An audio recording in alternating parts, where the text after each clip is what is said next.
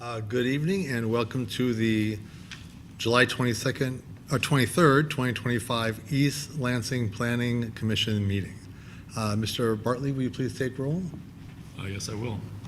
Commissioner Chapin? Present. Commissioner Denault? Here. Commissioner Hendricks? Commissioner Lapine? Here. Commissioner Overby? Commissioner Putz? Here. Commissioner Sobolewski? Vice Chair Wagner? Here. Chair Sullivan? We have quorum 5 to 4. Excellent, thank you. Let's move on to agenda topic 1.2, approval of the agenda for tonight. Is there a motion to approve? So moved. Second? So moved by Commissioner Chapin and seconded by Commissioner Putz. Any discussion? Then let's have a vote. All in favor say aye. Aye. Opposed? Okay, the ayes have it. The agenda is approved. Let's move on to 1.3, approval of the minutes from our last meeting on 7/9/25. Is there a motion to approve? So moved. Second. Thank you. The motion to approve was moved by Commissioner Denault and seconded by Commissioner Lapine. I do have, any discussion? I do have one small change. In the absent, it says Commissioner Hendricks was, his name is spelled incorrectly. 7:03 p.m. It should be an E instead of A. Very minor, but please update Commissioner Hendricks' name for our meeting, and welcome. Let the minutes note that Commissioner Hendricks arrived at 7:03. Thank you. Okay. Are we approved the minutes yet? No, Are we? we're still okay. discussing them. Okay. I have a comment when it's my turn. Sure, Okay. Commissioner. Is it my turn? Chapin. Okay. Let's hear it. I'm sorry, I just read these right now. Let's go into, this has to do with the SBS, the student bookstore issue. And there's a sentence in there, Chapin highlighted the importance of the tax funds that would go to the school district. I think it would be better stated that Chapin highlighted how the tax funds would be used or not used by the school district. Clarified being a key word. Thank you for that clarification. Any other modifications or discussion on our minutes from last meeting? Okay, then let's vote. All in favor of approving the agenda or the minutes from July 9th, 2025, say aye. Aye. As amended or? As amended, I'm sorry, as Okay, amended, okay. yes, say aye. Okay, aye. Opposed? Okay, motion carries. The minutes are approved with modifications. Excellent. Let's move on to number 2, agenda topic, committee reports. Mr. Bartley, are there any committee reports for this evening? Very briefly, the Age-Friendly Committee has not met since your last meeting on the 9th. They have been updating the 2020 Age-Friendly Work Plan, and that work is substantially finished. Now staff is essentially just finalizing the draft, and we hope to have that be approved by the committee hopefully as soon as their next meeting on August 21st, after which we'll be bringing it around to this commission and others for review. So looking forward to that. As far as the Comprehensive Plan Coordinating Committee, that committee has not met in a couple months now as we've been going through the review period and process. We have the public hearing for the Comprehensive Plan update tonight, and I'll speak more about that in more detail at that point. The Green Code Study Committee met last evening and has been working on non-zoning ordinance code changes or code recommendations. Discussion has really focused on the tree protection removal ordinances, whether trees should be replaced if they're removed, in what context, what the threshold should be. There was also some discussion about recycling, especially at multifamily residential facilities, and potentially some interest in composting. I don't know if either of the committee members who are who were in attendance last night have anything to add about that, but I think that's about it for my report for that committee. It's a good meeting. Yep. It's a good meeting. That's all for me for committee reports. Great, thank you very much. Moving on to agenda topic number 3, staff reports. Back to you, Mr. Bartley. I feel like we should just combine them, but as far as staff reports, I just want to let the commission know that the city is currently taking a look at all of its boards and commissions bylaws, just making sure that they're all sort of up to date as can be, and all sort of aligned with each other. We're seeking to have consistency across boards and commissions, and just making sure that, especially for commissions like the Planning Commission that is state enabled and has state regulations, that our bylaws are in line with those. So I expect that we'll be bringing some potential changes to this commission, potentially as soon as the next meeting on August 12th, or excuse me, August 13th, which is your next meeting. If not that, the following meeting. So keep an eye out for that. And then I just wanted to welcome back our administrative secretary, Linda DeGarmo. She's been away from us for a couple weeks, and we're very glad to have her back in the office. And I know Grace, who's been at this meeting filling in for Linda, is extremely happy to have Linda back. So welcome back, Linda. We're glad to have you. That's all for me for the staff report. Great, thank you. Linda, from the entire Planning Commission, we say welcome back and thank you for your work, and we're happy to see you again. Thank you so much. Let's move on to agenda topic number 4, commissioner announcements. This is time if any commissioner has an announcement they would like to make, or a disclosure of a conflict of interest from anything on the agenda tonight. Please do so now. Okay, seeing none, we are cruising on to number 5, communications from citizens. This is the time when we invite the public to come forward and to talk to the Planning Commission about anything on the agenda or off the agenda, anything you like. Just remember, we have a couple of rules. Please fill out a card, and I have a couple of them for tonight, with your name and your address. And when you speak, we have a 5-minute time limit, and please state your name for our records. If you are here to speak about the public hearing 6.1, we ask you to wait, hold your comments until we open that public hearing. But if you are here to speak about something else, I will call your name and welcome you to the podium. So I will start in the order that I have received the cards. I'm sorry, we'll start with written communications.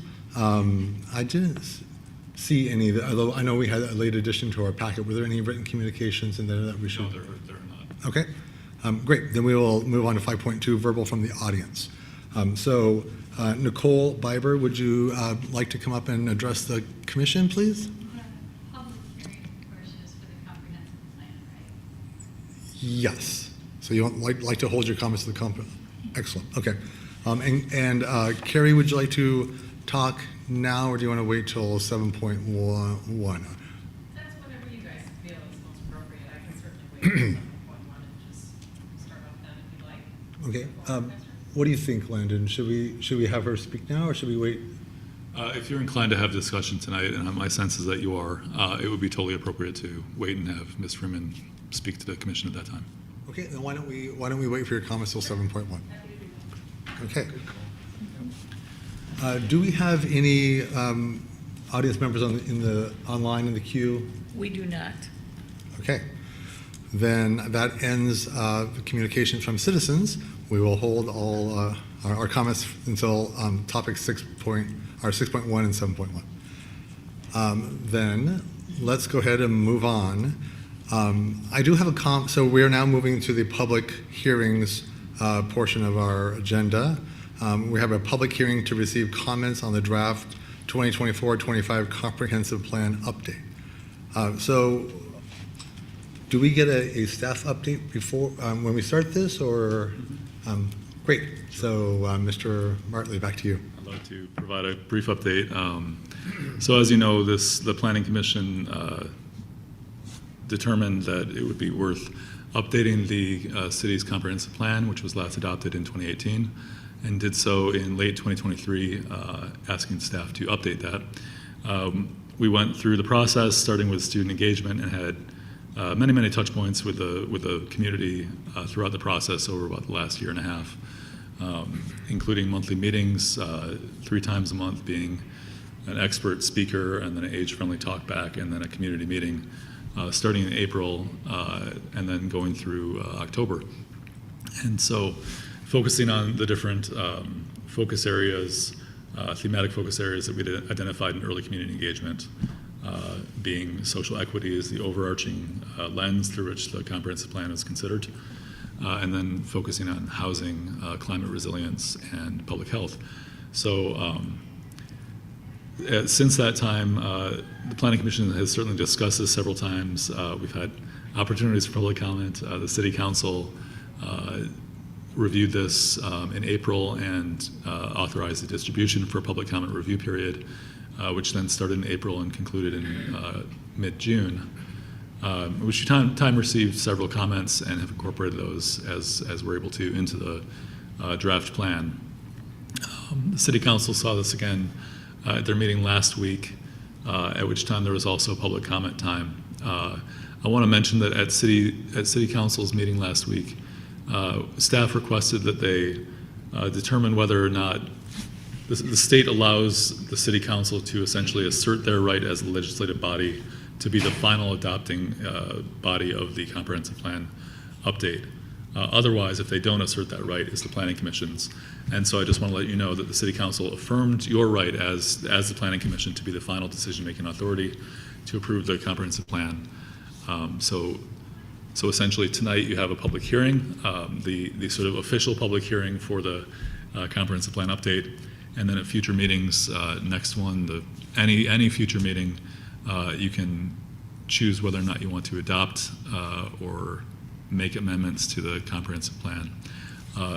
Vice Chair Wagner, when you and I spoke earlier today, I mentioned that we are to the point of essentially having a final draft of the plan, and one that I've noticed a few little typographical issues.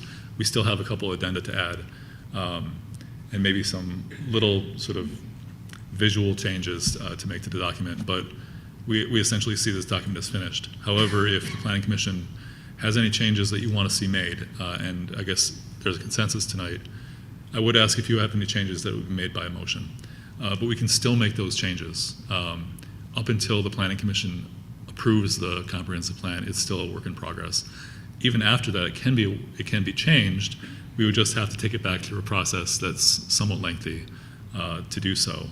But so the document is a guidance document, it's not law, but it's essentially saying this is what the city community at large has said, we want to move in this direction, and the Planning Commission and City Council should seek to follow that guidance at every step. So we do have the public hearing tonight. I honestly don't expect too many comments. I know we have at least one in the audience, but we've had so many different opportunities, I think, that I'm not surprised by having a relatively small audience for this. I'm happy to discuss any part of the comprehensive plan update as presented to you if you'd like. Happy to take any questions or comments. Otherwise, we can open the public hearing. So, Just a procedural question. yes. So if we open the public hearing, and then we close it, then we have a discussion among ourselves, and if we decide that we're either moved by something the public says, or we have a conversation, we want to make a motion to update something, like that's the order of things, right? We would then make our motion, Yes. vote on it, and then if it's accepted, we would see it next time when this is under old business and we're voting on it. That's correct. Okay. Any questions for Mr. Bartley? Anything before we open up the public hearing? Okay. Well, let's open the public hearing. We're on 6.1, and I will start with Ms. Biber. You had a comment that you'd like to make. Please come on up. Thank you. Good evening. My name is Nicole Kiwe-Biber. I've been living in East Lansing since 2007 when I came here to attend MSU and stayed. So my abiding interest has been certainly with the climate action, the need for that, particularly in terms of habitat and nature-based solutions. So I'd really feel a lot of gratitude and want to commend the entire East Lansing community, because it's that input that has made climate resilience a cornerstone of this plan and really given the attention that's due. I want to just stress that this is a very time-sensitive matter. The pollinator populations are not recovering, and they really need to. When we talk about climate resilience, we cannot do that without the nature-based solutions. And, you know, it's good to see awareness of things like flood mitigation, you know, using those natural plantings.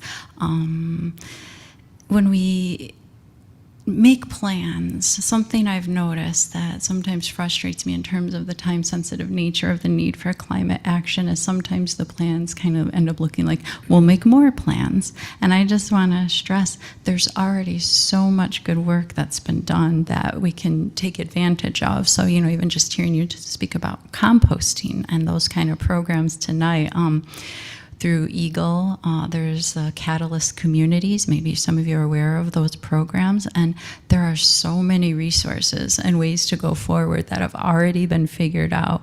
And I really want to see us sort of take the actions more than sort of, you know, letting there be more time or resources put towards making a plan. Plans have been made, right? This is really a time where we need to take action.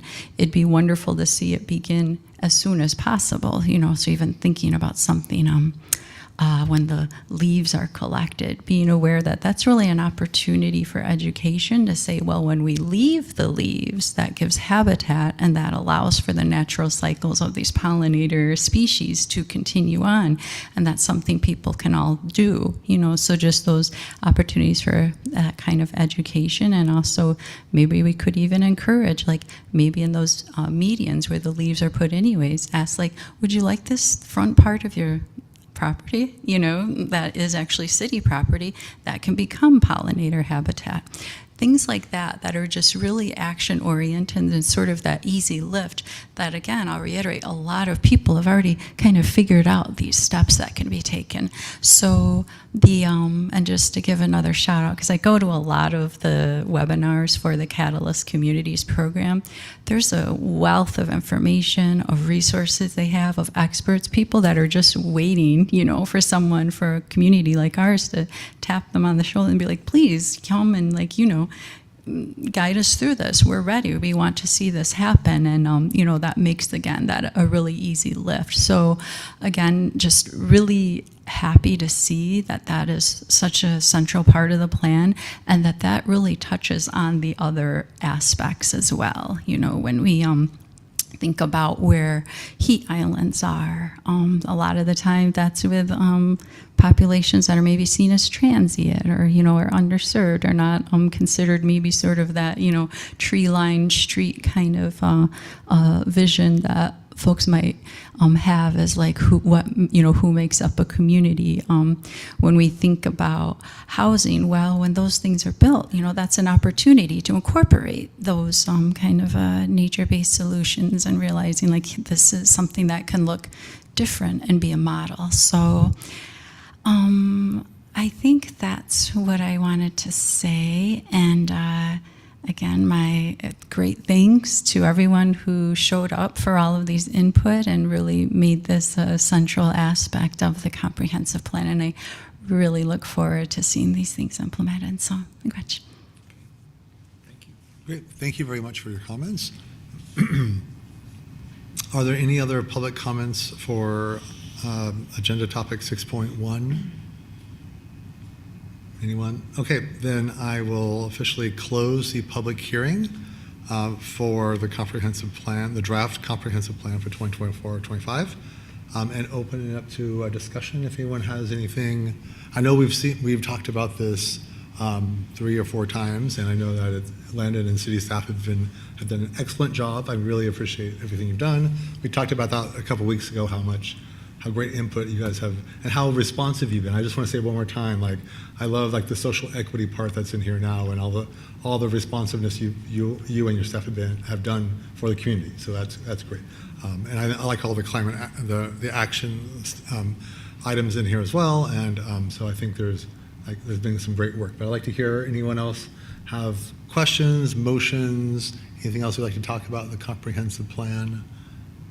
Yeah, I'd like to, but I'll wait my turn if others are okay. Commissioner Schaefer? So I made a couple of notes. I was kind of joking with Landon before the meeting that it was apparent I had not read the comprehensive plan in detail because of a comment that I made last night at another meeting where the answer was in the comprehensive plan. So anyway, I've read it now. I saw it. I know it. So, you know, I did make a couple of notes. I spent considerable time with this afternoon.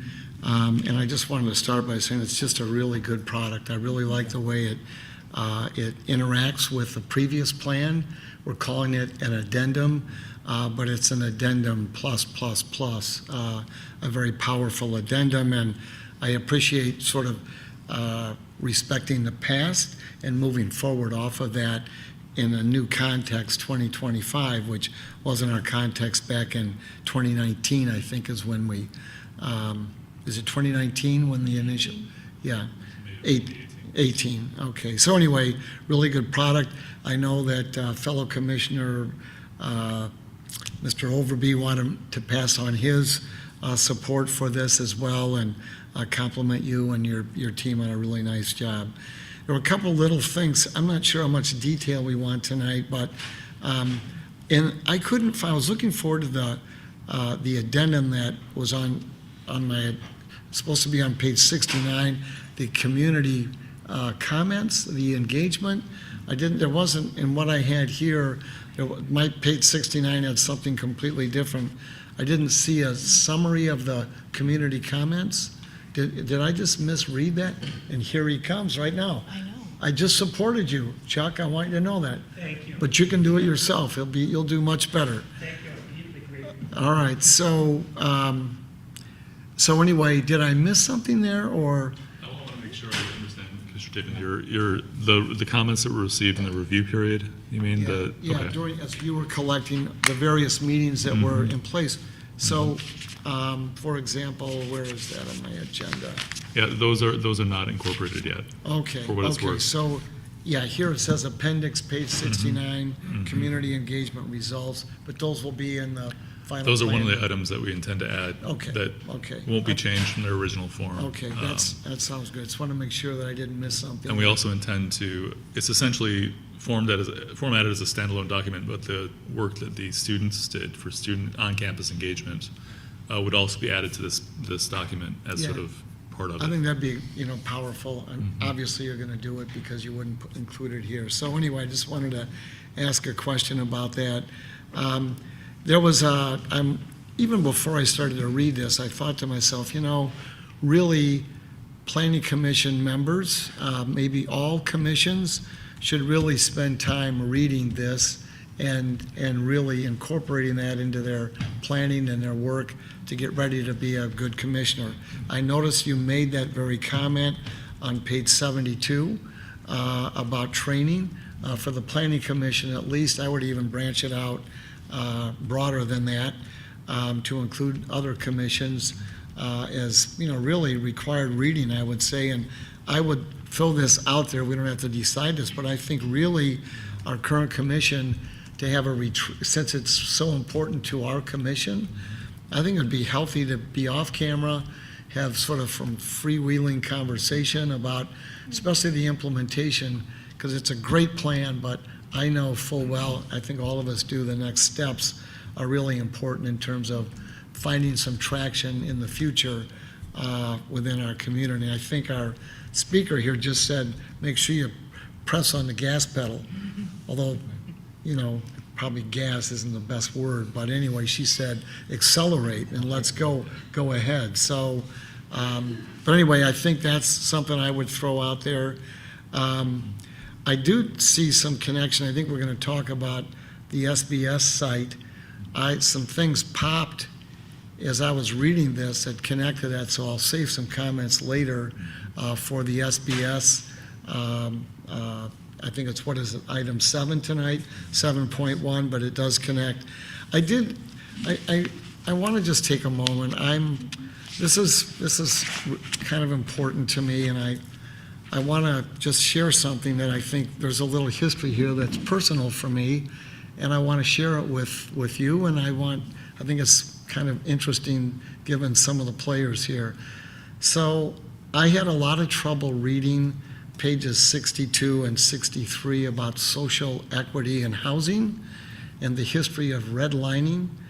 I struggled with that. My knees reacted to reading that. It was a hard read. But as I read on, I moved on to page 63, and let's see, I want to read this. It's kind of important. So, the East Lansing City Council, on a recommendation from its Human Relations Commission, passed a resolution supporting a statewide fair housing legislation in November of, I think, 1967, and passed it on to the City Council in 1968. So I want to honor my father, who was on the Human Relations Commission at the time, and was part of that. And I remember him pulling me aside when I was a young buck, 12 or 13 years old, and saying, Dave, I want you to know I'm in the middle of some tough conversations within this Human Relations Commission, and if anybody pulls you aside and intimidates you or bullies you or says something inappropriate, I want you to know. I mean, it was a father at play, and it just, I'll never, ever forget that moment. And I'm so proud of his work on the Human Relations Commission. So on the City Council at the time, the story continues, was Wilbur Brookover, who is the father of our current mayor. And I just think there's some history there that still connects to the current day. My father is deceased, but I honor him by this comment, and thank you for allowing me to say that. I just couldn't resist. It just jumped out of me because I found that page 62 so difficult to read. So anyway, I just thank you for letting me say that. And then I have some other comments about the student bookstore and how it connects to some language in here, but I'll save that. Okay. Thank you, Commissioner Chapin, for sharing that awesome story. It's really wonderful to hear. Thanks. Anyone else have anything they'd like to share? Any questions? We could entertain motions if anyone has anything else to add or revise. Yeah, Commissioner Overby. Well, one, I apologize for my being tardy for this important meeting. It may have already occurred, but I was a member of the group that worked on this plan. And I watched as we worked on the plan, the work that Landon and his staff invested in this time and time again. And we would come up with comments and suggestions, and they would incorporate them into the plan. And it's a good plan for many reasons, and one of the most important reasons is because of Landon and his staff. So I give you my thanks and congratulations, Landon. This is a super product. Thank you. Thank you, Chuck. I appreciate that. Excellent. Thank you for those important comments, Chuck. Any other comments? Any motions? Anything you'd like to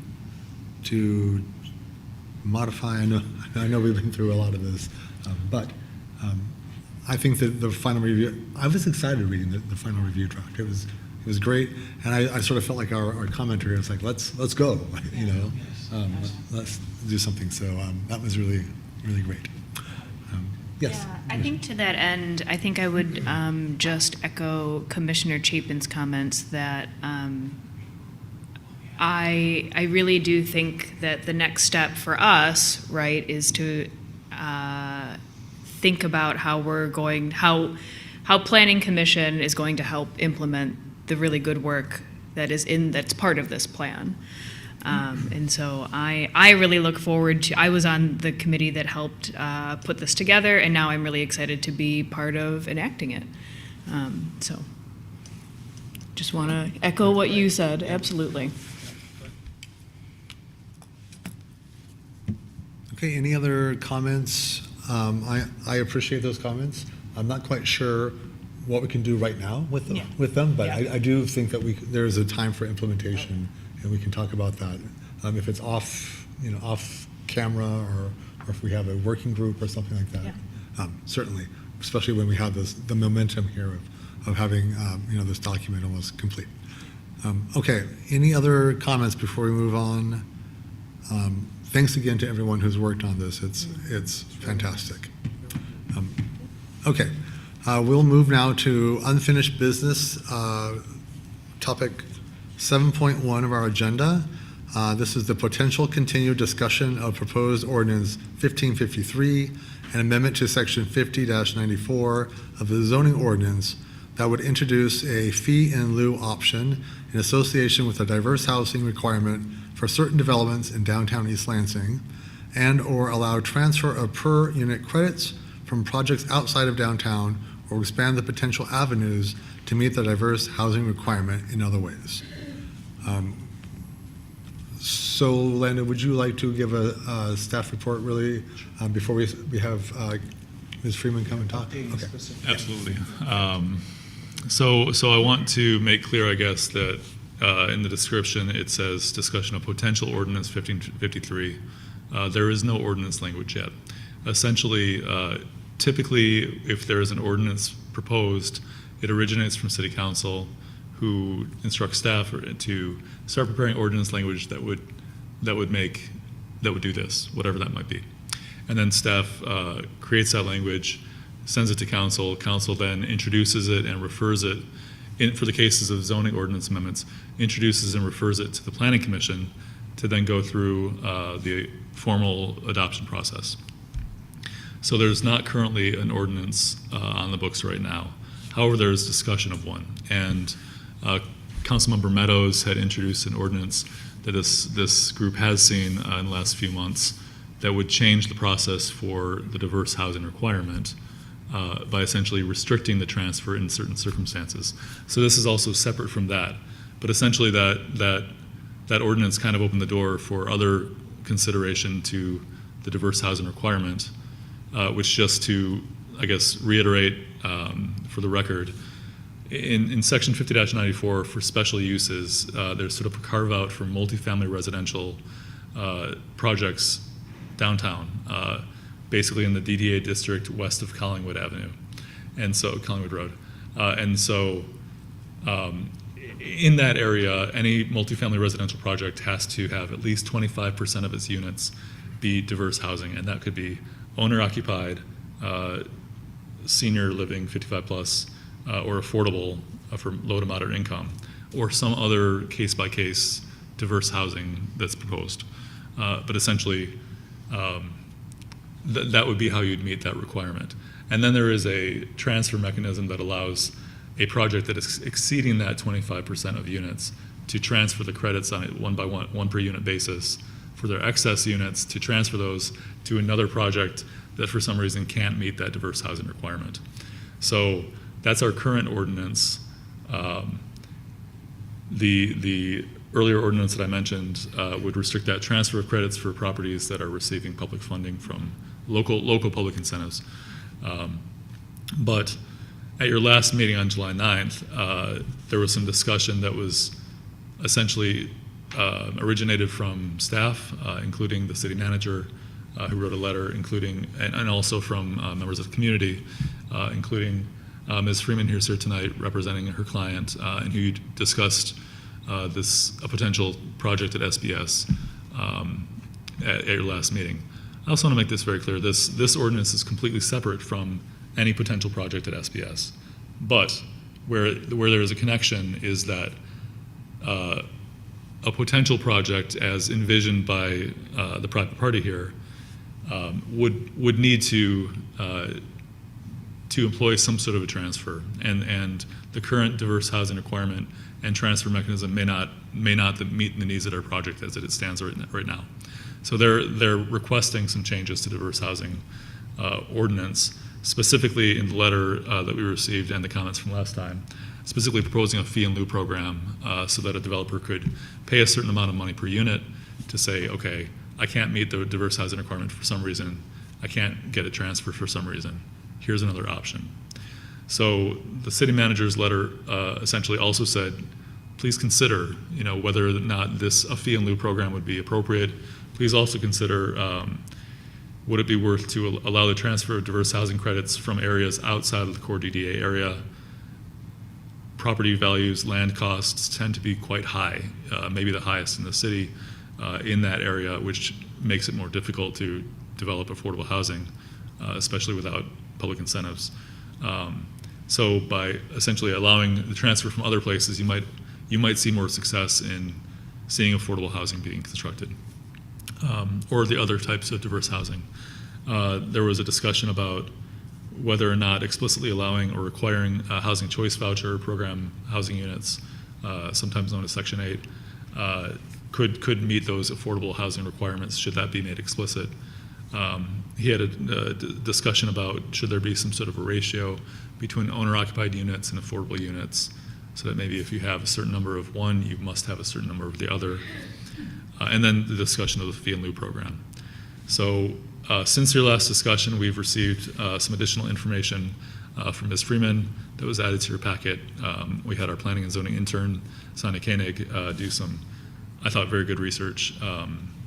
Brief, but it's in your packet as well. She created a little matrix sort of comparing other cities that she was able to research and East Lansing's ordinance.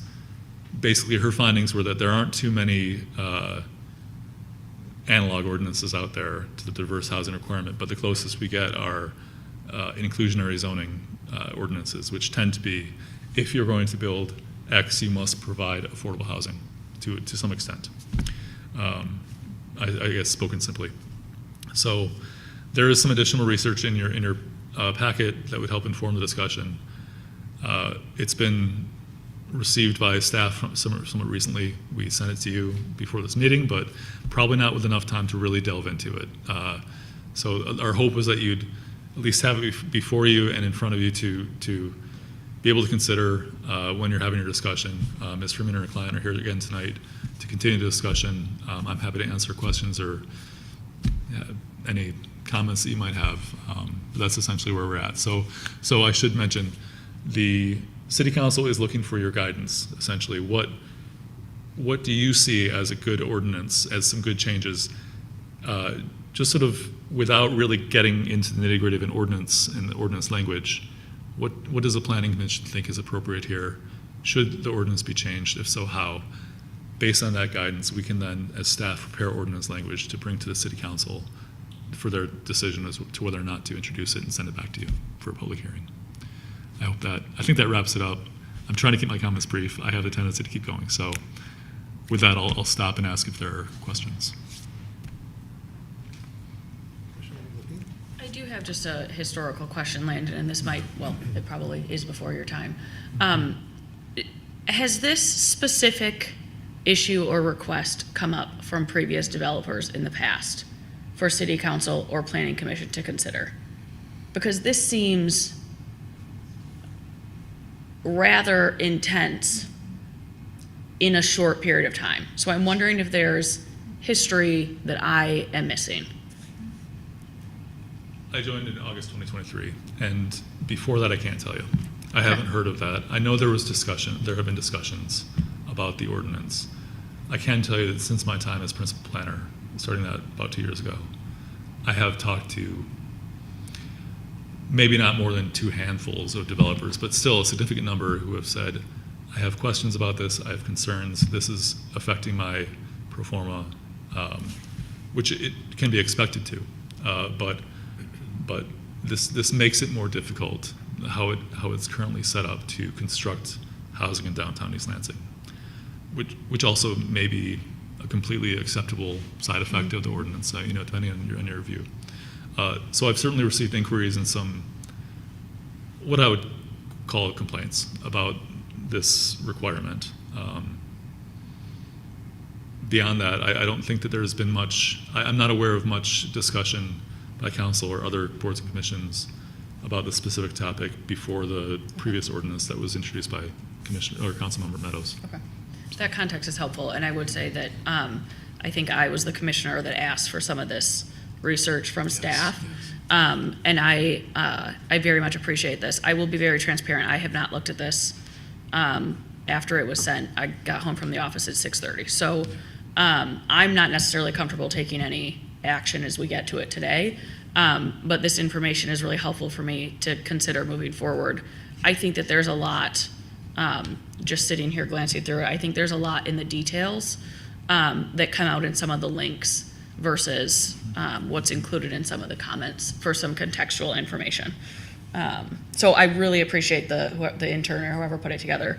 This is helpful context for me when it's kind of out of left field. Thanks.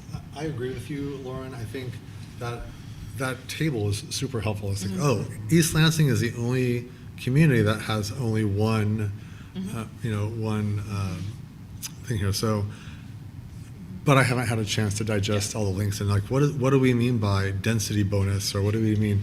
Maybe we should do that. Maybe our floor area bonus. I mean, I kind of have an idea from the title, but I don't know in practice what that means. So, And I think that's what I'm maybe trying to get at and not using the right words. I appreciate this like conversation around the in lieu of the payment in lieu of building, or whatever the right wording is. But there are a host of other options on here that it looks like other cities are doing outside of just the payment piece that I think are worth exploring in terms of a broader conversation.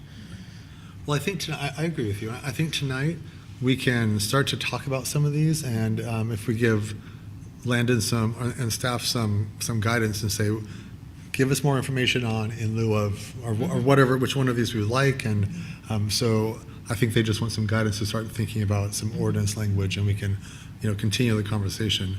They just want a little bit of guidance, and I thought one of the things we could do is actually look at City Manager Bowman's letter too, to see if he has some recommendations, and maybe we think those are okay, and maybe we don't. I mean, I'm not sure, because you're right, it's sort of overwhelming and trying to figure out where to start. That was a recommendation that I was just thinking of in the car while driving here. So anyone else have, Chuck, I think I saw you hand up. I have a comment and a question. My comment is I share Commissioner Lepine's concern about the sense of urgency. Last time, there seemed to be a tremendous sense of urgency with no explanation of why that sense of urgency occurred, and felt like we were being pushed to take some action quickly, which we can do under the right circumstances, but I never did understand that. My question is to you, Landon. You said that the developers would have some trouble meeting the current requirements. I'm really not clear on what it is that the developers don't like about the requirements, and why can they not meet them. Even if they're difficult to meet, I assume that the developers have resources and ways to meet the city requirements. So can you help me with that, please? Absolutely. I would say that the most common concern from the developers, and I know we have at least one in the room tonight that can maybe give you some more information from their perspective, but it has been, it's difficult to mix unit types within the same building. So you might have a mixed use commercial on the ground floor or something, and then residential above, but as far as mixing the type of residential units, that can make it very difficult for them to either finance or resell down the road. So that's been one concern. The other has been when for some reason maybe because of that reason, they can't meet that 25% requirement within their building. Then you have this transfer, and then they have the added step of either finding a different developer doing a similar project at the same time in a very close area that can exceed the unit requirement somehow, and then trying to get those credits from them to transfer, or developing another project at the same time themselves that would exceed that unit that they can then transfer to themselves. And the feedback in that sense has been, that's just completely changed our scope, and now we're building 2 buildings when we really can only make one work. So that's been the biggest, I would say, hurdle that I've been hearing from developers in conversations. I think there's general acceptance of like, hey, we understand why you want this. You want owner-occupied units downtown. You want senior housing, sure. You want affordable, absolutely. We get it. We just can't make it work with our methods. Right. Beyond that, I can't really speak to it. I'm sorry to interrupt. No, I was thinking, that's really the root of my question, is there's 2 pieces that you just spoke to. The aspect around financing and the aspect around building the unit in a way that incorporates this additional layer. Is it really can't or won't? Is there something that prohibits you from getting financing in that mechanism or building a building in that mechanism? Or is it just won't? Because to me, those are different things. That's very hard to answer. Some of the developers I've spoken to, I completely believe them when they say I can't do it, and they'll show me why. And some, I think you could make this work. Can you but help it's- me? Can you explain some, like, just contextually? Because I'm truly not getting it. Mm-hmm. Like the examples that you heard of, where it made sense that they couldn't do it. Essentially, they would. Let me think about that. Because I'm thinking, like, are there rules? Are there regulations? Are there laws? Are there things that truly prohibit it, or is it this doesn't work for my business model, therefore I can't do it, which is very valid, but are different things to me. I'm not sure I can Okay, really answer that. that's okay. I think mainly I'd need to be be. educated. Is what it comes down to. I think I'd be. I think I'd be simply. Okay. Yeah, Lauren, I think you're spot on, and I think I was kind of hoping that Mark would be, or, city Yeah. council would be here tonight to answer that very question about history and why, because I think there are some answers out there, but they're historical in nature. I mean, tonight, I will advocate to kind of keep this conversation alive. I don't think it's motion night right now, but I think we've been asked, do we want to shut this down, or we want some answers? The very questions that you're asking, I think we need some answers, and I'd like to keep it alive. I'll go ahead and just talk about, if we're really going to look at this comprehensive plan, we have to make some changes to incorporate the letter and spirit of what's in this plan. And this would be an example of, there's a desire. Page 16 and page 61 specifically talks about the downtown area and having multifamily dwellings. And so we need to find a way within our city, it seems to me, to respect the input and make that happen. There's some, I see the graph here, Chapel Hill, Boulder, Colorado, et cetera, and how they're handling affordable housing, and we're not. So we've got some obstacles in place that seem to conflict with the spirit of this document. And I think just because we're talking about both together tonight, it seems to me like this proposal we have, and there may have been others in the past, and maybe they're valid and need to be reconsidered, but it just really jumped out at me. Even before I got the information from you later in the day, I had SBS, well, I'm going to call it SBS because, that's what's in front of us right now, but seems to me to tie in really closely here. But that's kind of a simple, I'm connecting dots in a very simple manner, and I think it's a little more complicated than that. And so taking our time and figuring this all out seems to make sense, but to not connect this conversation to the input from the community seems irresponsible on our part, my input. And I really resonate with that feedback. The thing that I am hung up on is in this comprehensive plan, when we had, this was before your time landing, but there was a housing study that the city commissioned. What we hear all the time is that we need more affordable housing and we need more diverse housing. And to me, in my small brain, how it currently works is a requirement for developers to create diverse and affordable housing. And what's before us today is a way to not develop affordable housing directly, but to pay into a fund to not have to develop affordable housing. So then we are assuming that the city would use the fund that's created to pay for affordable housing, but that's a big assumption. And that's what I'm hung up on, is are we working around it? Let's kind of move this along, because I think we're making some progress here. So I would say we have an opportunity now to say, okay, developer, this is what we want downtown. You're going to develop, you're going to invest. you want this to work, we want it to coincide with the spirit of the input from our community. It seems to me like we have an opportunity to help create a model here that's going to work for us.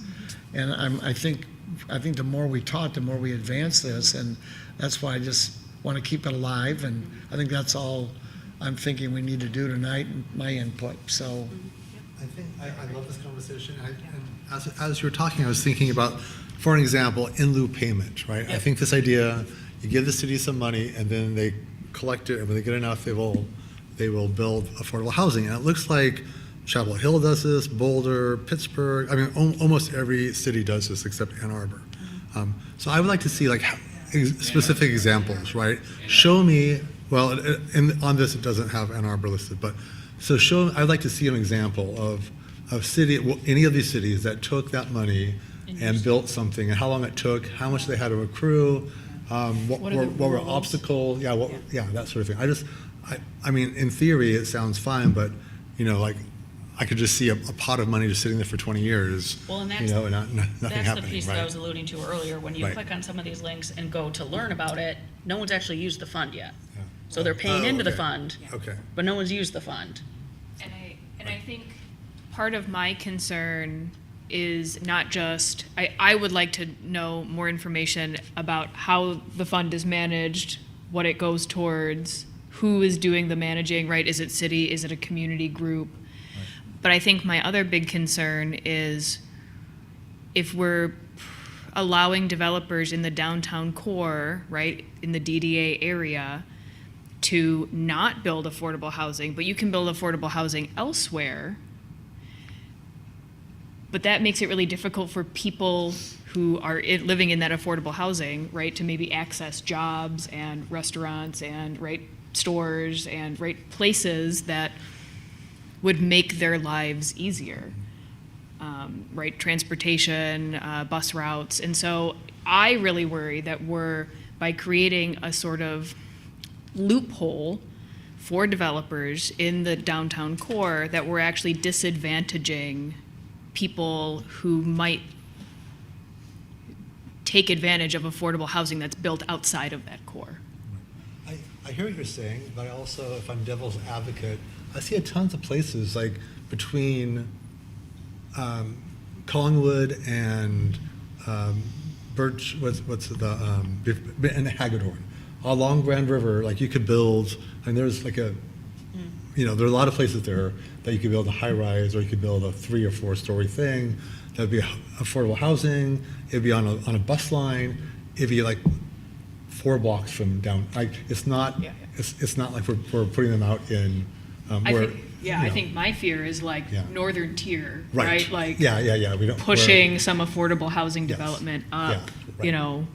Up on Right. that like state road property that I No. think the city owns. That we're Yeah. always like, what are we going to do with that? Right. No, I yeah. absolutely hear that too. Yeah. So, but there are But you're places right, yeah. outside this core area that I Yeah. don't think are really like Yeah.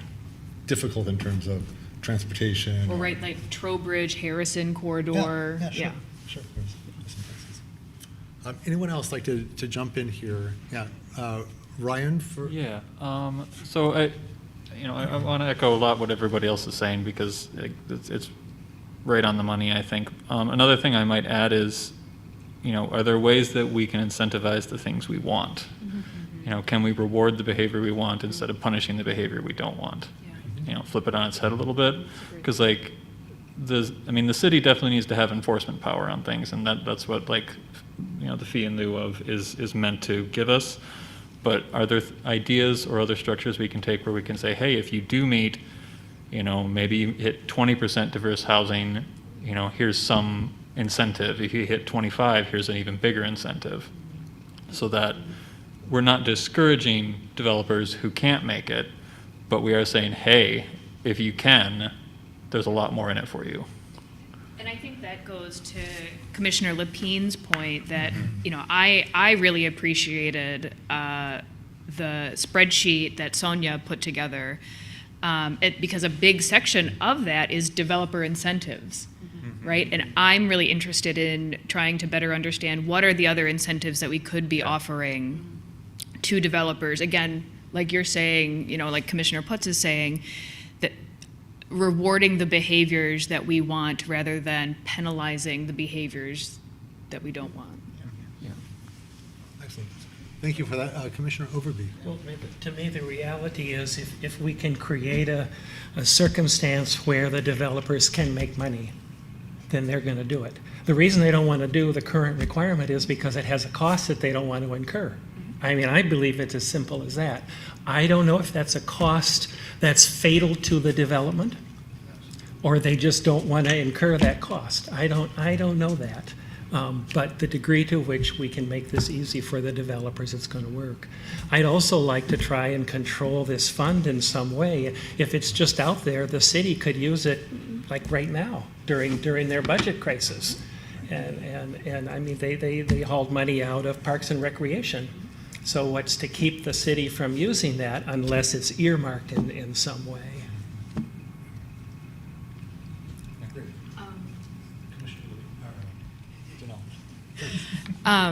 Landon, I wonder, would it be helpful? I know it would be helpful for me, I'll say that, but would it be helpful at all for staff to reach out to planners in some of the communities that have been identified through Sonia's research and just ask, right, she has some data points here that I think are really helpful, right? Like number of units built in year or since year. But I think it would be helpful, to get a perspective from planners in these various cities, right? How effective this has been, any challenges that they've faced in enacting these ordinances, things that they might have wished they would have done instead. Is that something that staff could do? I know that's a big ask. We try to as much as we can. Okay. And we just really haven't had the time Yeah. and capacity since our last meeting to do that. Well, no. I think that, for what it's worth, I think we will by the time of the next meeting on August 13th. Perfect. I can certainly go through the cities that Sonia identified and Ms. Freeman identified, and bring that kind of information back to you. Yeah. That's really good feedback.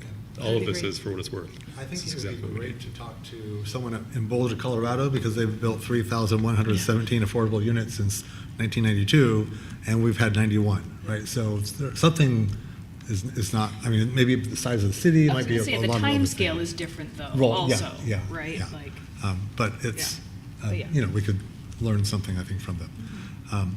Any other comments? Landon, would you like more? I have two questions. We still have Ms. Freeman to talk. I'm not sure when we should have her come up in this discussion. But should we also give you more guidance? Should we say to look into X, Y, and Z? I think that's what you asked for initially. Yes, I think as much and as specific as you can make the guidance is very helpful. And as far as when you want to include others in this conversation, it's completely up to you. Okay. I think we'll take a pause and let Ms. Freeman come up and talk, please. Thank you for your patience and welcome to the podium. Thank you very much, everybody. I really appreciate the time today, and as always, I appreciate the time you take out of your personal life to come here and help our community, and I'm glad I was here today to hear that story about your dad. I think that's really cool. And other commissioners will work with you. Yeah, I know. I'm listening to everything you guys have to say, and you're on point in a lot of your questions. I would say this, though, there's really not a downside to this. The point is to give developers options, as many as you can. You still get to choose whether you go through with a development or not, but right now, nothing's happening anyways. So whether we have $2 million, I'd rather have $2 million sitting in a fund where we all get to dictate that it's used for affordable housing than have zero. Right?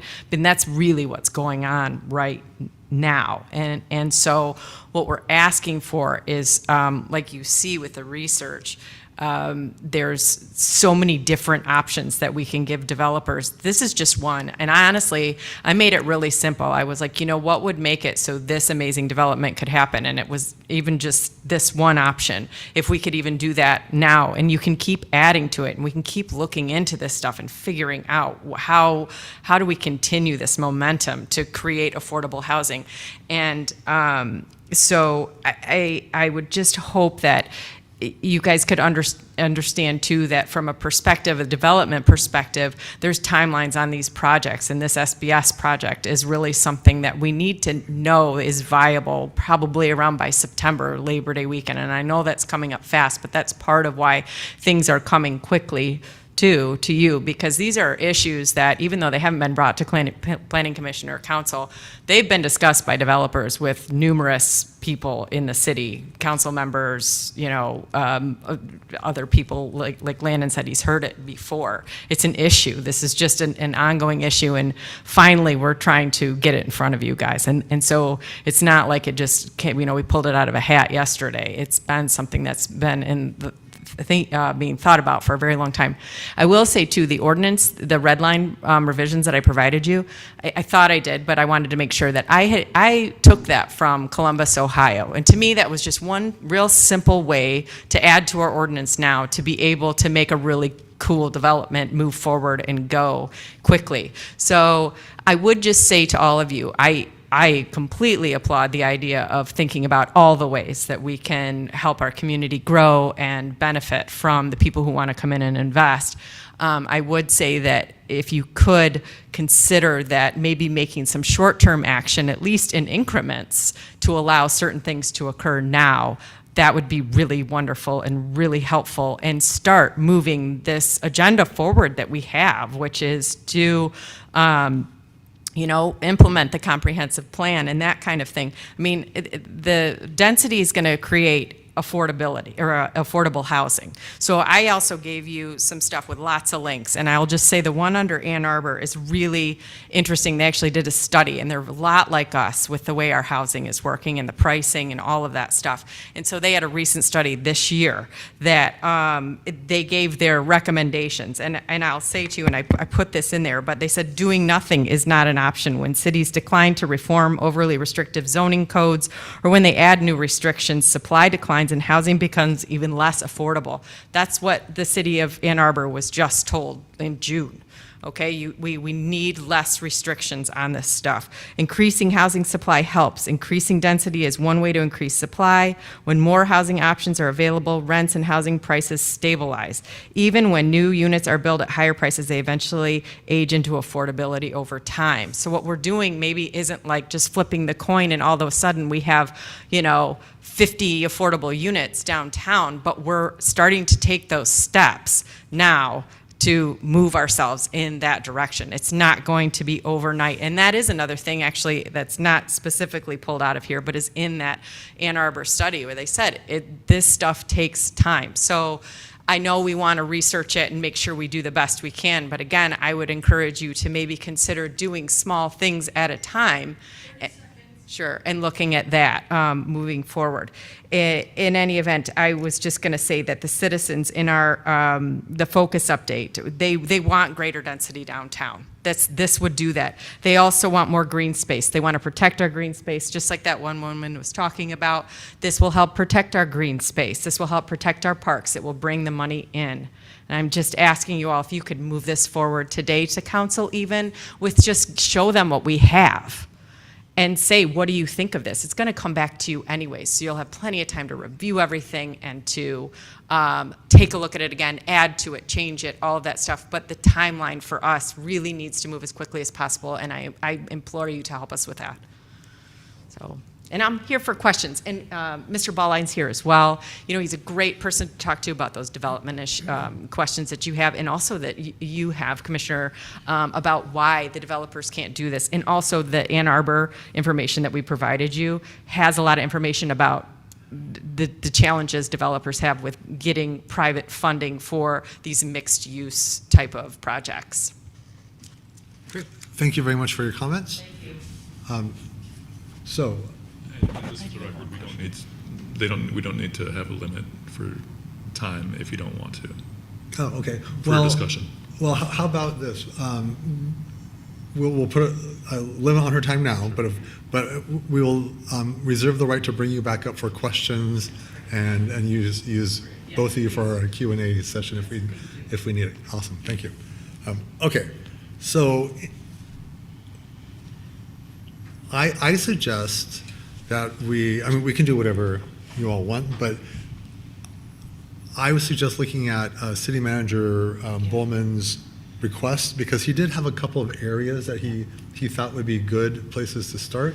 And maybe we can start there and see if we agree with him, if we don't agree with him. Does this sound okay? We don't have to spend a lot of time on it, but Commissioner Denault, would you like to start by, I don't know, either letting us know what you think about his, first of all, what page are his Oh, comments on? sure. It's on page 3. One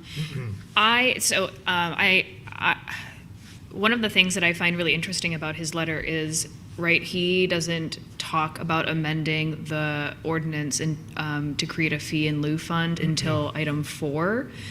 I think I would be really interested in hearing, I think there's an appetite on the commission for definitely number 1, for item 1 on his list here, right? That the ordinance should be amended to permit compliance with diverse housing options that are located outside of the DDA, right? I think a couple of us have indicated that that's restricting these developments to just the DDA area presents complications and might not be the most effective way to achieve the amount of affordable housing that we want to see and that, right, the community wants to see as indicated in the new plan.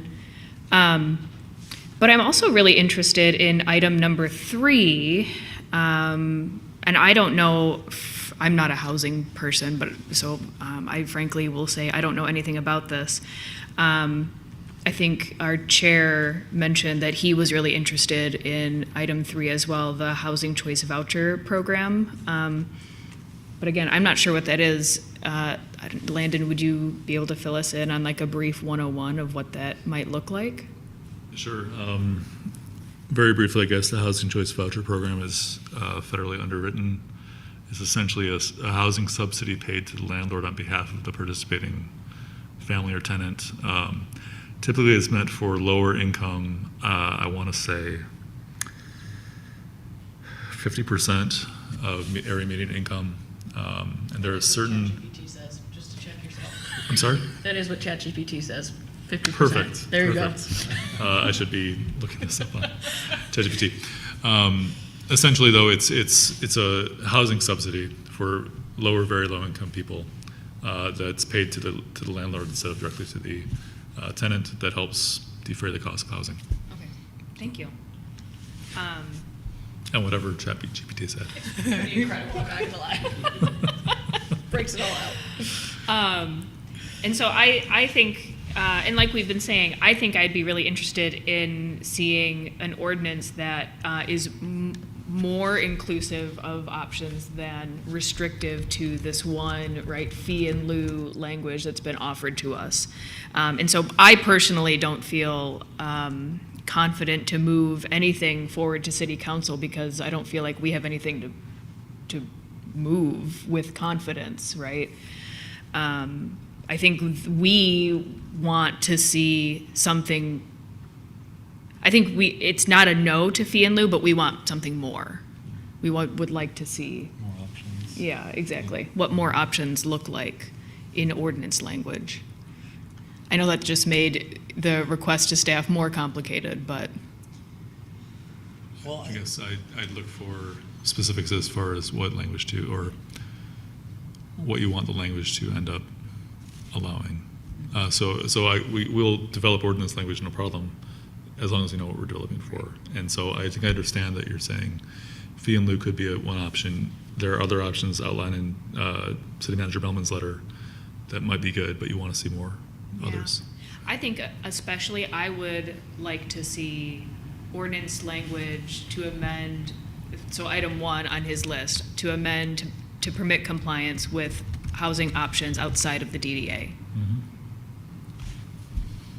Okay, But I was going to say I do not speak for the whole commission. sure. The other thing that I would add that stands out to me on the, in lieu, I keep saying the wrong thing because we say in lieu of service all the time at work, so I'm using the wrong language. The in lieu of payment piece, The language that's included in here, I think from Columbus, is at $5,000 per unit. That is way below any of the examples that are provided in our table. The lowest one here is $35,000 per unit. The highest is $150,000 per unit.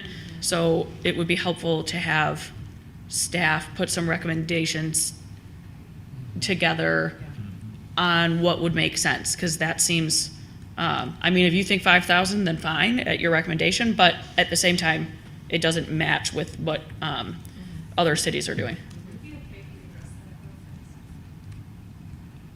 I don't want to open it. Let's wait.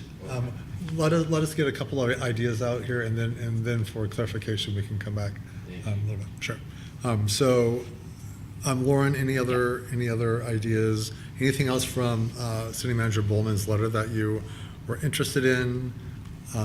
I concur with Commissioner Janal on the two pieces of like crafting language to expand outside the DDA, because even just practically living here my whole life, there's not a whole lot more space in the DDA to build a whole lot of new housing units.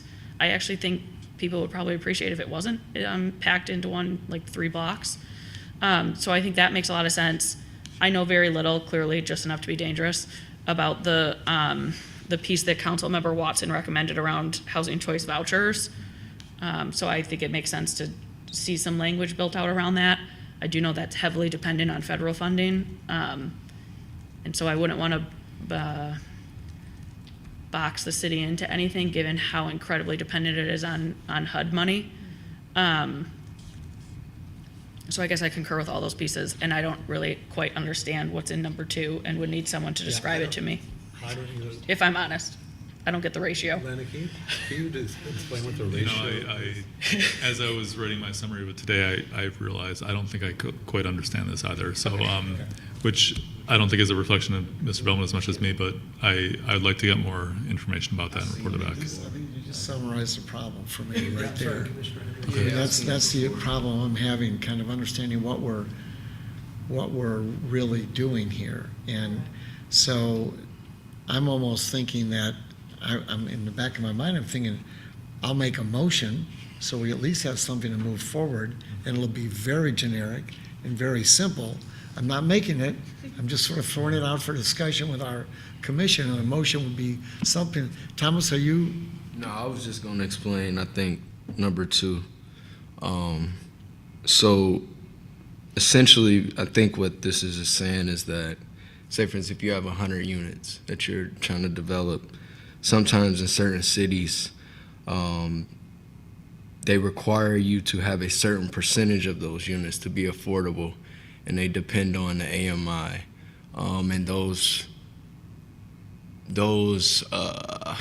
percentages can change depending on the price point that they're looking for. So I've seen, like in Detroit, some developers will do that and maybe do 20% and make all those 20% units be studios. So when from a price point standpoint, the lower price is a studio unit. However, from a market standpoint, the studio is still comparable from a market unit standpoint, if that makes any sense. So, and then the other side of the project, now they're essentially able to create their market rate apartments or units, so to say. And most of that, I think, really ties into probably financing piece, and then also grants. So yeah, that's what that number 2 is. I actually would feel comfortable with number 2. I've seen a lot of different cities do it, just from a financing piece, and then also getting grants as well. So a lot of tax credits do it, grants, things of that nature. So you said you would feel comfortable with that? I see it in Detroit all the time. City of Toledo does it. A lot of times they're tied to, like I said, grants. Some projects will get a certain amount of money to essentially get up front as part of construction to offset the loss that they essentially would get if it was a affordable unit, so to say. So I get where she's coming from, where they're coming from a development standpoint. It probably ties a lot into the financing piece where lenders are saying that doesn't make sense from that aspect. So I do understand where she's coming from. Great. Are there any other of these recommendations that you think you would support or get behind or think wouldn't work? I mean, I would also, I understand the fee in lieu.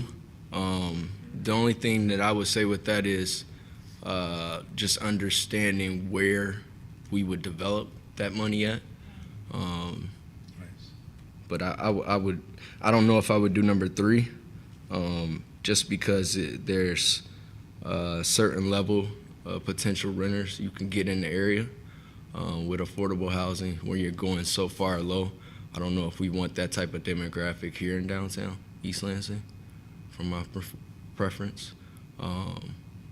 So yeah, but I think also too I think it would also help if we see like an area median income of where the city of Lansing or East Lansing is, to where you see, like, I see sometimes where it's saying 120% AMI, and then when you see that number and tack on that income and also the rent, it may still make sense from also a developer standpoint, but also our perspective as well, because you're still providing those affordable units for the community.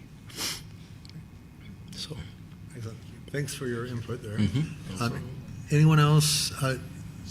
Commissioner Overby, did you have a comment? I thought you were. I'm comfortable with the discussion that we've had. I really don't have anything to add to them. I think people have looked at this and they really have echoed the comments that I would have on this. So I thank my fellow commissioners for all of their input. I was talking about a motion of some kind, and I think maybe that word scares people. I don't blame them. Sort of could. But I think we need the city staff to craft some language that captures the city manager's questions, captures the input from the comprehensive plan, and captures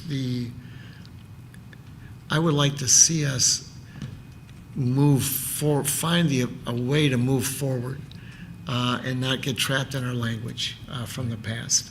I think that's really what I'm trying to say, and I think if we add some language from the city staff with the city attorney's input at our next meeting, I think this conversation, in my mind, would be meaningful, and there'd be something in front of us that I could really consider. It's hard for me to know what to consider right now. I think that's my basic problem here. So I think what we're doing is giving Landon's staff some ideas and directions to write, as a basis, and then it goes to city council. I would bring it back. Bring it back from us. Okay.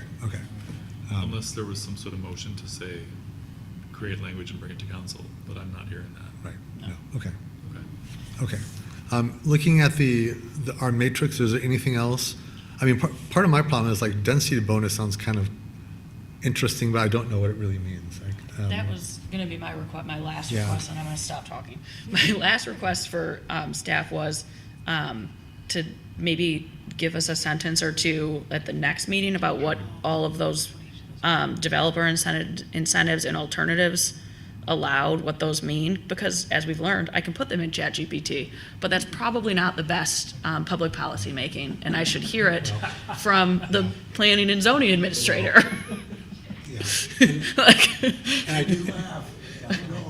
be down the road. But I don't know what that means. And I do think your earlier point was excellent. Like, we got this so late today. I don't want to I feel uncomfortable making motions about things that I really haven't had more than, half an hour to review and look at. But I think we can start this process. I think we can, if you're comfortable landing, we give you some language here, and you can take it back, and then we can wordsmith and figure out really if we want to add something or delete or whatever. Commissioner Hendricks. Does it make sense to have them possibly, because the options that they got here set forth, the 4, could they give us maybe examples of certain projects anywhere in the area that a project did? Is that possible? I want to make sure I'm understanding. So you're saying that a project that is... So you got, for instance, number 1, consider allowing the transfer diverse housing credits from area outside of the core. So is there anywhere in other cities that projects have similar done this that we can see? And what I'm trying to get at is where everybody can have, because it's easier to see an example for each one of these in detail. so then they could be able to have a better perspective of how to relate it to East Lansing, if that makes sense. Sure. So I think that you're looking for sort of, I guess, a definition or explanation of the sort of items on the left-hand column, density bonus, floor area bonus, et cetera. Yeah. But also, were there examples, especially local examples, that would use these? Yeah. I mean, that would be very difficult because we don't have these in East Lansing right now. Correct. So But, like I city mean- of Detroit, Mhm. city of Toledo. I'm trying to just think of surrounding areas. Okay. City of Ann Arbor, Grand Rapids. Grand Rapids. Just something where they, I mean, just so that people, even like this fee in lieu, if there is a project that did that, let's see the project, and then if they have the example of where they did pay whatever money is to that, what was the next project that they funded for that project? Because I think that's a lot of where we're getting hooked up here is, I don't think the commission here is saying no to their fee in lieu. I think it's more so, where do we go from here? And I think that's where we're kind of looking at from the city's aspect of what options would you guys want to do if you were put in this position? Am I saying this all right? Yeah, I think that sounds great because, and I think giving a concrete example would also say like, well, I don't mind having diverse housing outside the DDA, but I don't want it like up in a field in the very end, by What's the bath or something parameters like behind that. it? But people, there's Yep. the parameters would I think be helpful. Okay. Any other? Yeah, Commissioner Donald. I think just one thing that I would also like to see from staff, and I already mentioned this, but I just didn't want to get lost in this very wide-ranging conversation, is information from from planners at these various cities about, right, again, what they like, what they don't like about the ordinance, what they would have changed, right, challenges that they've been seeing, right? If there's information about implementation, right, these are just numbers, but if there's insight that we can gain about implementation, that would be, and I'm not asking y'all to like call every person, every city on this list, but if we could get a general sense of, we don't want to fall, A, this has been done before, we're not treading new ground, and B, we don't want to fall into the same pitfalls that other cities have. And I also just wanted to highlight, I don't think we're at this place yet, but implementation activity 7 in our plan update for the housing area asks us to identify, create, or expand the breadth and depth of housing incentives. So congratulations, we are already on an implementation activity. But it says that we should work collaboratively with other relevant commissions, right? So the Age-Friendly Community Committee, the Housing Commission, Commission on Aging. And so I don't want those, right? We're at very early stages right now. If we have nothing to send to those commissions to receive feedback on, but I think we don't want to lose sight of those resources as to help us build something better. Those are great suggestions. Thank you. Yeah. I might also add, Yes. for the language, if we could make sure that whatever language you come up with, there is mechanics in there for making sure that it gets reviewed periodically to make sure that, if we're doing this over let's say we put a lifetime on it of 5 years before we reevaluate, it should be reevaluated annually or at some regular interval, because if it doesn't work or people aren't, it's not doing what we want to do, I'd rather we fail quickly and reevaluate than drag it out. I agree, especially with things like the housing choice, the voucher program. I mean, who knows? I mean, as Lauren said, it might be like if there's HUD money is completely dried up and that's not really an alternative. Then we should not go that route, or we should look at something else. But okay. Any other, Landon? Do you have enough information from us? Would you like? We haven't had a motion yet, have we? Well, I'm not sure if we really need a motion. I think we're asking. We're providing guidance. Yeah, we're providing guidance, Yeah, I think, I feel like this is great feedback Yeah, and okay. workable. I didn't know if you want other comments too, but Yeah, I'm good. would either of our guests in the audience like to come up for, please? Yeah.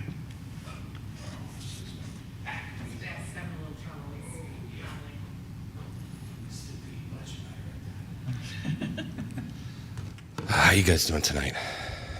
Great. Good. So I want to address some of the things that were set up here. And Greg, can you identify yourself? I'm sorry, I can't. For the record, can you identify yourself? I'm sorry, my name's Greg Balline. I'm with the Student Bookstore in East Lansing. So yeah, I think you had a question about the Columbus and their tax. The reason why they charge so much is in the state of Ohio gives a complete tax abatement for developments of 15 years if you meet that type of housing, which would mean in essence, something like this, if it came online, a building of my magnitude would be a $2 million annual taxes. And that means those would be completely abated for 15 years, which means you'd miss out on $30 million worth of taxes for your community. So it's kind of like, you can front load it or you can back load it. And that's kind of why those incentives are there, is because they want people to build. And as a result, to their credit, Columbus is one of the fastest growing communities in the country because of that. I mean, if that's what you want, you can get that, but it costs to get that. So, and then I wanted to talk to you a little bit about the LIHTC housing funding. It's very hard to get LIHTC housing funding. We have a project that's approved, and a LIHTC housing developer in PK who developed the Bailey Center. This is what they do for a living, and they've been waiting over 18 months to get at the funds. The bucket is only so big, and we have very little allotted to our area.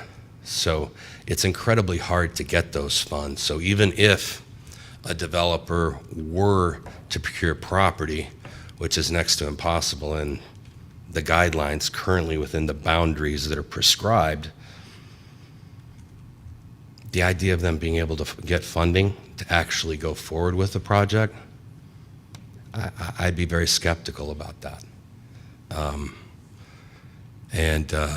I just think, at a minimum, we need to look outside the DDA. I mean, we need to expand those boundaries. The DDA extends all the way down to Hagedorn. Just so everybody knows, it's from Hagedorn all the way to Delta Road.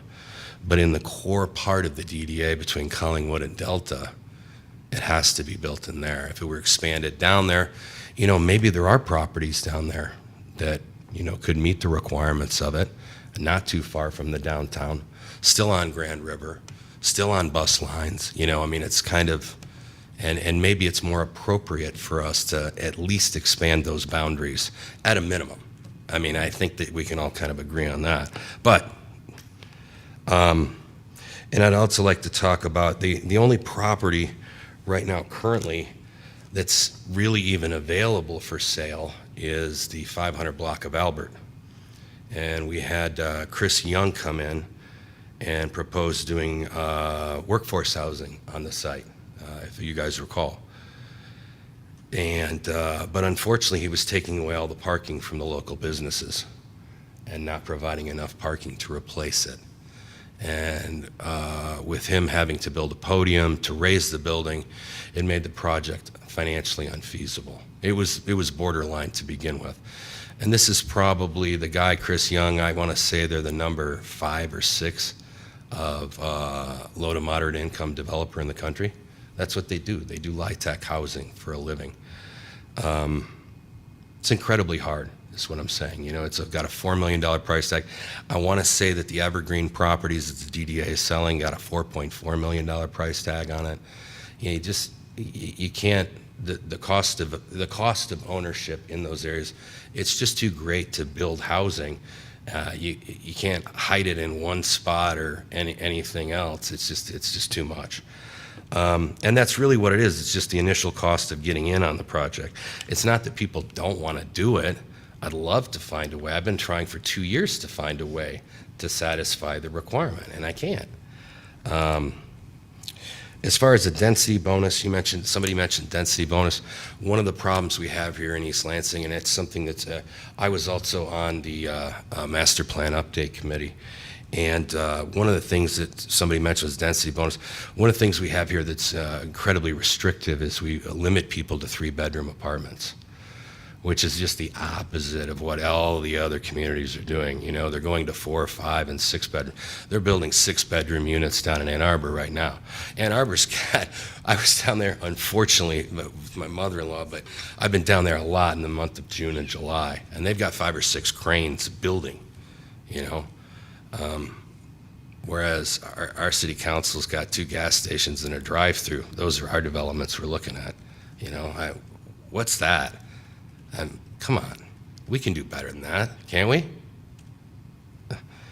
It's just, it's mind-numbing to me that we're at this point. Let's see, fee and lieu ideas. You had a great idea. I think this is something that you should talk about, and I think you should talk about it at length. I think there's lots of creative ideas to use fee and lieu. You could use those monies to go back into displaced rentals in neighborhoods.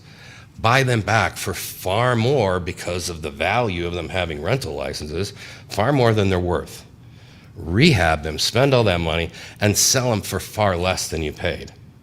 But in exchange for that, you're getting density in the downtown, and you're getting a neighborhood back, and it's going to be a single-family rental. What if you did low-interest mortgages and required that property to go to somebody who is AMI qualified to own that home? Wouldn't that be a good thing? I mean, these are all ideas that you can explore as a community. That's the idea of having the fund. That's the idea of having a committee with which to decide how those funds are spent. And that's the idea behind fee and lieu. How it's spent is up to everybody in the community. It's not up to me of how that's spent. And, you know, I like a lot of the ideas that people could come up with, and those are just a few of them. Evaluation timelines. I think I said this last time. Sunsets are an amazing thing. An amazing thing. You have to, you know, be progressive and find what works. You know, if you pass an ordinance, put 2 or 3 years on it so that somebody has to look at it again so that you can analyze it and you see if the ordinance worked. And if not, tweak it.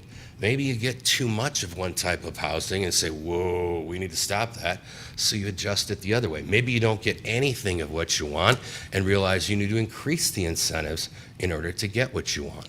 But sunsets are an amazing thing, and passing ordinance in perpetuity is just a mistake anymore. I think it's a total mistake. But that's my opinion. Now, that was just addressing some of the questions that were raised. Is there anything I can answer for any of you directly while I'm standing here? Any questions from commissioners? Yeah, I have a question. Yes, sir. So there seems to be some urgency related to what you presented. For me, the yes. last- In my Can you situation, that's explain me. the urgency? Well, the urgency is that my business is dying a slow and horrible death, and I can't afford to keep my doors open the way it is. That's really what it comes down to. I'm just, you know, I'm not surviving. The college book industry is just gone. I'm one of the last few private stores in the country. And, you know, I need to shut up shop, and I need to either tear down and redevelop it, or I can rent out the space, you know. And if I rent out the space,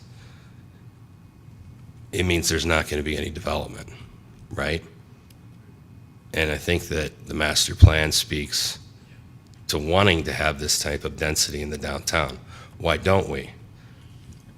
Because we have a 25% rule that's too restrictive. If we can find ways to open that up, that's really what we need. Just to find, it's not that the rule itself is bad, it's just that the rule needs to be tweaked. It needs to be modified, and we need to find ways to get what we want. As I said, you know, we have a low-income project right now that's been sitting for 18 months, not getting funded by the state. I don't know if they're going to get funding before the contract expires and that property reverts to the city. I think they only have until the end of the year, right? Or 2026 maybe. I think it's 2026. But nonetheless, I mean, I don't know if they're going to get funding for that project, and I think that's kind of sad. And I think about that for myself as a developer, taking a $4 million risk on a property that I may never get funded to build the 25% to satisfy my requirement. And I think everybody thinks about that. And it's not about really, do we want to do it? It's not really a question of can we or will we, right? It's not that question. It's a question of finances. You know, if it doesn't pencil out, nobody's going to loan you money. And that's really what it comes down to. If you have a losing money project, you're not going to get the money to build your project. That's all there is to it. Okay? Fair enough. Fair enough. So for me, it's a timeline, right? I'm going to do something here in this fall. And I'm just out of time with my business. My brother and I have done our best to keep it afloat for the past year and a half, trying to find a way to get to a project in the city, and we can't seem to find a resolution to it. I think I'll speak for myself here, maybe I speak for others, but I think our problem is that this just came to us 2 weeks ago. I understand. And so and we're trying to do the right thing. I think you understand that. No, I understand that. So I think that's at play here. I've tried to get people to pick up the sword, whether they be council members or city staffers or people that, are involved with the city, and just nobody really wants to pick that up and run with it. It's kind of like kicking the can down the curb. Nobody wants to deal with it. And I'm sorry that I'm bringing it to you like that, where I'm in a situation like this. But the reality is we have a problem and it needs to get addressed. I think that it's pretty clear that we're not getting what we want. This policy existed in Cedar Village for almost 10 years, and it didn't work there, so they pulled it out of there and then brought it into the DDA, hoping it would help out and actually get it in there. And it's really just not working to get people what they want.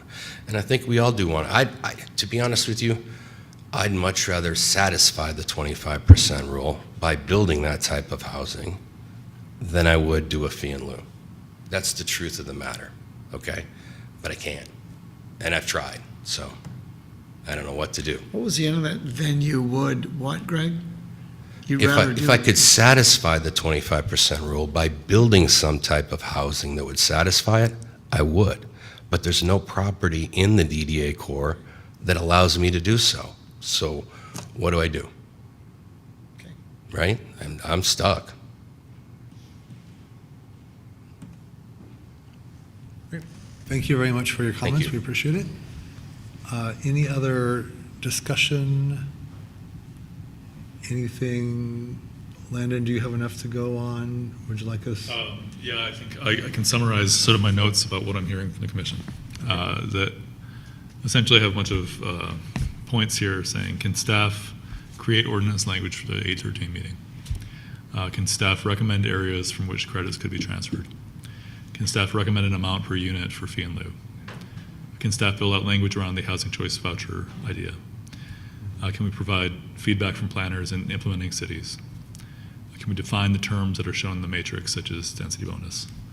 And then can we show examples from the cities that have these policies, or examples of buildings that have used these kind of incentives?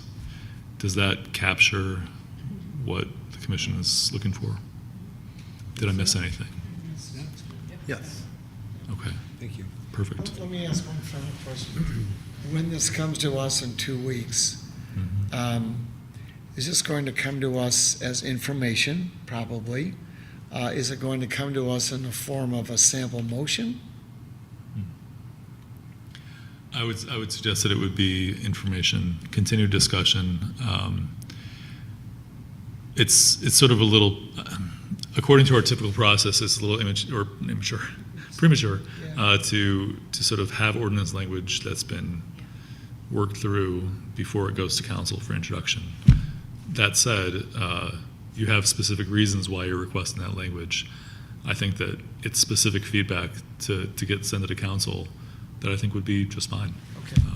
If it's in ordinance language or in staff report language, Maybe you I mean, can wrestle either way, with that it's with your your city staff, and We can after you wrestle wrestle. with it, we'll Absolutely. accept what you've brought forward. Thank Sure. you for that. I wonder if we do get some sample ordinance language, maybe before deciding to move it to city council, because that to me, I don't know what we'll see, but already to me, because this is a really big, complex, and thorny issue, I would be shocked if I would feel comfortable moving something to council in 2 weeks' time.